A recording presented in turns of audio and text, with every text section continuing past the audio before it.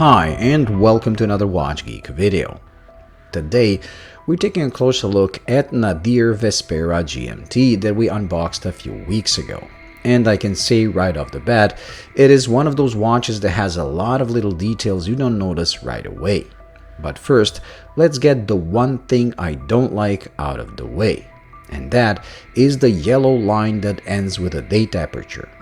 In the renders and in the unboxing, I actually liked it. It adds a bit of quirkiness and makes the watch stand out.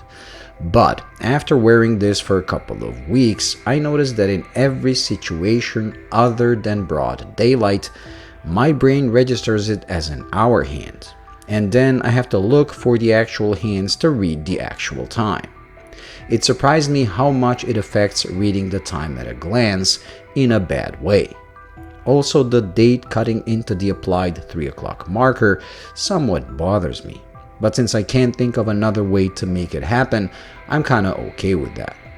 Maybe a no date version or one with the date at 4 o'clock would be better, but regardless of the date, they should offer a version without the yellow line, but with this yellow chaptering and GMT hand. Apart from that small detail, everything else is really done to my liking. The case is spectacular, wears really nicely with just the right amount of wrist presence, and one of the details that wasn't so apparent in the unboxing is the fact that the bezel is concave. That always looks good, as it reflects the light differently to regular convex bezels, and on this thing it is even more pronounced due to it being brushed. I love the fact they kept polished surfaces at a bare minimum, giving the watch a rugged and tough look that will resist scratches, but at the same time there is some of it to give it some flair. Speaking of reflections, the hands finish is also one of the details you discover as you wear it. At first glance, you think they're regular beveled hands with a line splitting the two surfaces in the middle. But as you move it around and take a closer look, you realize the two sides have a different finish.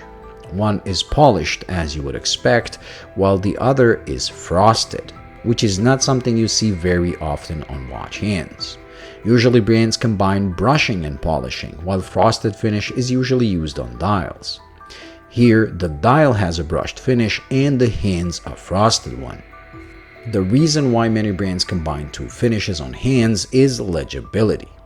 Polished and rougher surfaces reflect different light types in a different way, and one is more visible in softer light while the other reflects a harsher and more direct one. Combine that with oversized numerals and great lume, and you have an incredible legibility, which makes the yellow line problem stand out even more.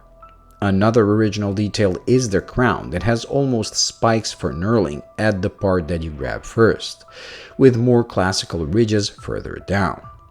Those you grab only after you've pulled out the crown. It makes for an easier crown operation as the spikes simply don't slip, no matter how you grab them. A small but very cool detail that helps usability. And lastly, the movement used. A Miyota 9075.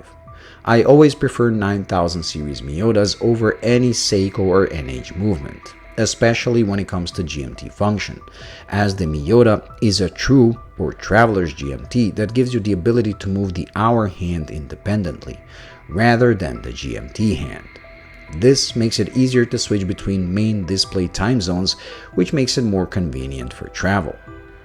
Overall, the whole watch as a package is very good, and I like it, especially in this black and yellow combo. Not just because it matches my channel's colors, but also because black and yellow just have a cool factor to them when combined. If it wasn't for the yellow line problem I mentioned at the beginning, this would easily be one of the top 5 favorite watches I reviewed this year. Thank you for watching. I hope you enjoyed and found it useful.